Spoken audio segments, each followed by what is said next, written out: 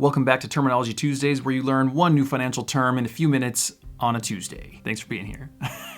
What is today's term? Before tax or gross income, where you see it. Typically, the only place you'll really hear this term is just in conversation if anybody's going to talk that specifically, but you might actually see it on certain forms like a tax form or other like loan applications or things like that. It'll ask specifically for gross income, what it means. First of all, whenever we typically talk about gross income, we're talking about before tax. Whenever this is just me and you, we're just normal employees, we can use those two terms kind of interchangeably, before tax and gross. It's a lot easier to say before tax because you don't have to remember the definition of what gross versus net means, but in case you hear anybody say it, think of it this way. Gross is everything. Gross is like the whole enchilada. Gross doesn't mean anything about like nasty income or despicable or otherwise unappealing. It just means everything without any kind of withdrawal taken out of it. As a hint, the next video will be net or after-tax income. Part of the common usage of this term actually goes beyond taxes though. Whenever we say like before tax income or gross income, what we really mean is before anything is taken out of it. So some of the things that get taken out of your income are things like taxes, 401k contributions, which are great by the way, Social Security, Medicare, insurance, other things you get through your job. There's a whole slew of things that might get taken out of your paycheck. So especially if you're someone who's new to the workforce and you haven't really been taxed yet, this can be a rude awakening whenever you see your gross income was $15 an hour or $50,000 a year or something like that. There's a lot of things that get taken out of it. So it's easy to talk about gross income, but what you actually take home is a lot different. Again, that's the next video. I'm already giving it away.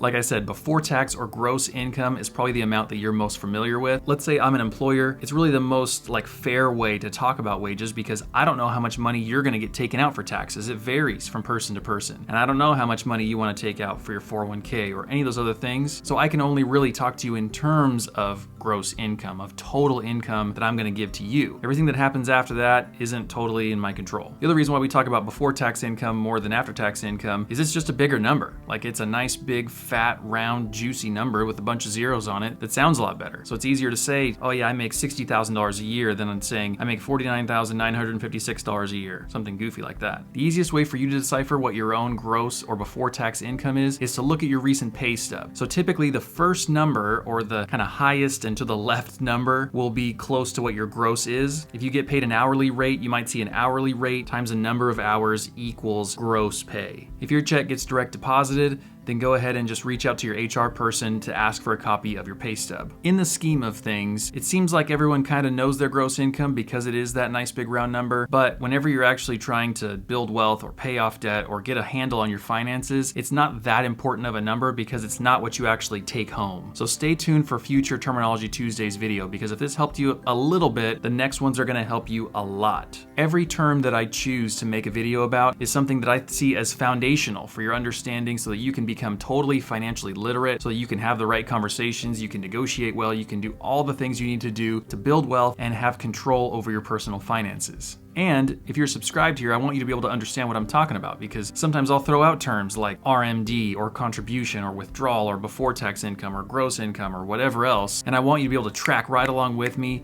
and be able to move on to the next subject and know what we're all talking about. If this video was a little bit helpful to you and you missed the first 3 Terminology Tuesdays video, I'll put a link for them over here so you can see that whole playlist. And there's also going to be another video underneath it that YouTube thinks is the best next video for you to watch. Thanks for being here. I appreciate you. I'll see you next time. Bye.